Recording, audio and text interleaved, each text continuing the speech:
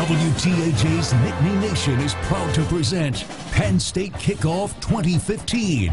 Now, here are your hosts, Alex Colley and Jacob Cowker. I think a lot of us have a chip on our shoulder. I love talking to all y'all, but man, I just want to go play football. We've been around the block. We know what our goals are, and we can lead each other. And these guys have worked their butts off all summer. We're always going to be in your face. The defense itself is built on relentless pursuit, never-ending pressure, and we're going to try to challenge every route. I just take everything that I can from it and what I can learn from it and how I can help this football team win as many games as they can. The important thing is that we have depth with experience. So the fact that we have a full roster makes this camp even more anticipated because we have so much more competition. You can see just how excited the Nittany Lion players and coaches are for 2015. I'm Alex Colley, he's Jacob Cowker, and we are here to get you set for Penn State football. It is the second season under head coach James Franklin for the Nittany Lions, and they are looking to take some big steps forward from year one into year two.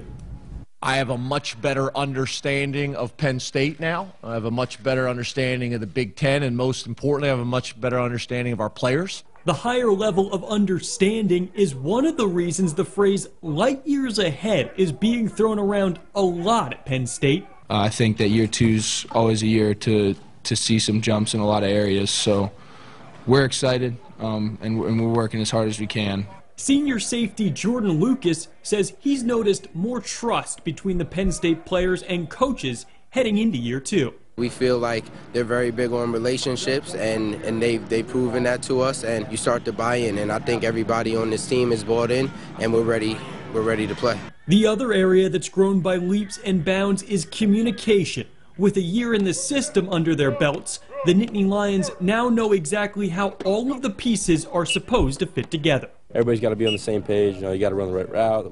O-line has to, do the same blocking scheme. The running backs got to fill in this way. The receivers got to run. So, communication and just understanding everything, that's a huge part of it. There's also a weight lifted off the shoulders of the entire Penn State program. For the first time since the Sandusky scandal, the Nittany Lions enter the year free from the cloud of NCAA sanctions. It's really relieving, to just have a clean slate this year.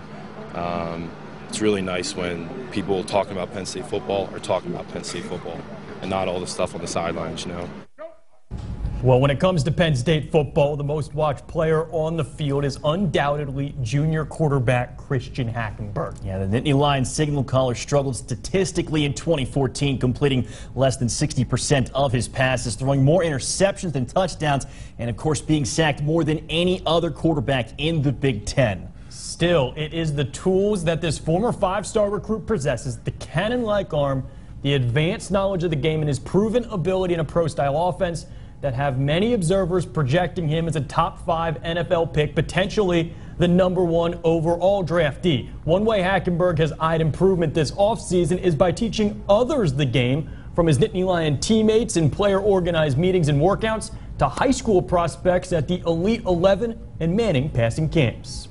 And in a way, you're teaching yourself again, because there's always that time where you say something like, oh yeah, and then this, and then you just keep adding on, and it's just mental reminders for yourself. So I find that having the opportunity to go down and work with the younger kids at the Manning camp and coach a 3-step drop for 3 days, you think a bunch of different groups, there's so many little nuances that you think of. You're like, God, I never thought about that before. As for all that draft chatter, don't expect Hackenberg to join in the conversation. The junior says he's staying quiet about his NFL future as he focuses on the 2015 Penn State season. But for now, let's go back to those sacks. 44 of them averaged out. That means Hack was on his back nearly 3.5 times per game a year ago. It's a spot in the Penn State record books neither he nor the offensive line protecting him are proud to hold, and it's left a taste in the mouth of Nittany Nation that those big fellas are working hard to wash away. As a group, the offensive line. I know you think this offensive line is going to be better. Our offensive line, they've heard this. I love talking to all y'all, but between Chicago and now, man, I just want to go play football. I'm a little tired of talking about it. I want to go do it. That's the mentality of the Penn State offensive line heading into the new season. The struggles of 2014 are in the past, used only as an example of events to learn from. Night and day. It's year 2. We have 4 guys coming back to start. We have honestly 7 guys that played, a lot of time. Many linemen were baptized by fire last season, and the numbers highlight that. Penn State finished 115th in the FBS in rushing yards and surrendered 44 sacks, so they knew exactly what had to happen following the Pinstripe Bowl. I speak for a lot of people that I think we had the best summer that we've ever had as a team.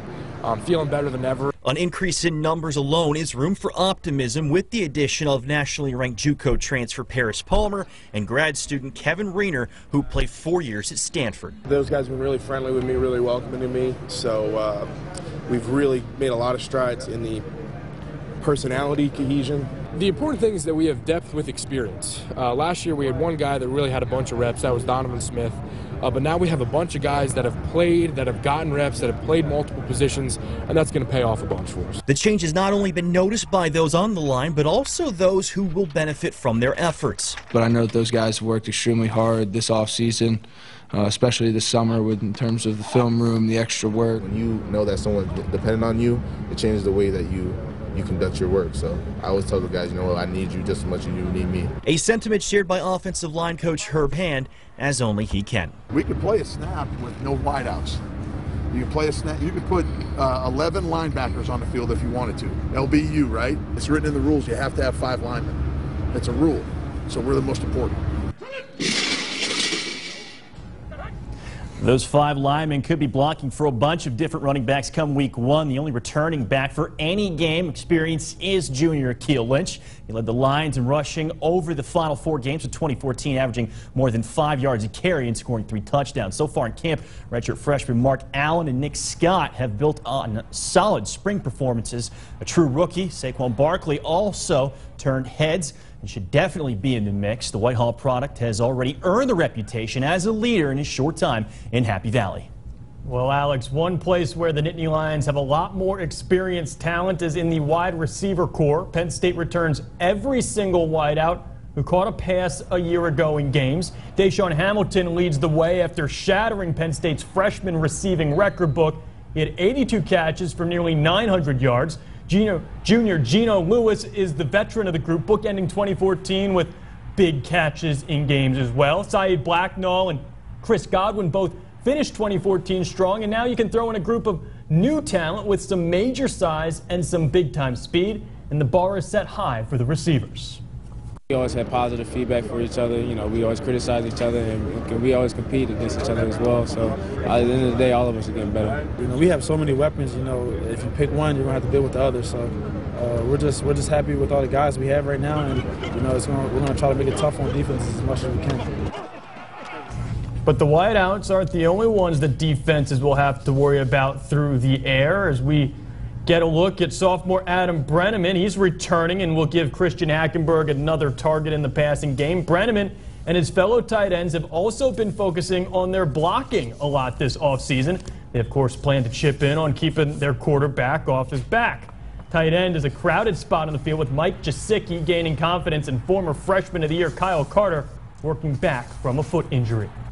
Well, we're just getting warmed up, but when we return, we'll head over to the other side of the ball where Penn State's first line of defense could be the nation's best defensive line. We've got that much more when we return.